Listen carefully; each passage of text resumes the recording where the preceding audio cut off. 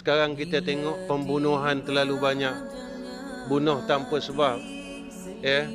Yang laki-laki dibunuh, yang perempuan dibunuh, isteri orang dibunuh, suami orang dibunuh. Dan tanda ini adalah tanda akhir zaman yang disebut oleh Nabi sallallahu alaihi wasallam, iaitu akan berlakunya pembunuhan tanpa sebab munasabah. Tolong pesan anak-anak kita, anak perempuan kita, isteri kita yang keluar rumah, menantu kita, suruh amalkan.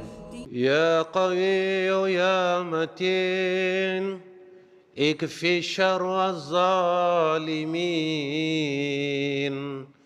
Ya Qawiyyu ya Matin, ikfi syarra zalimin. Allah jaga kita tuan-tuan dari semua perkara, yang perkara kezaliman zahir batin.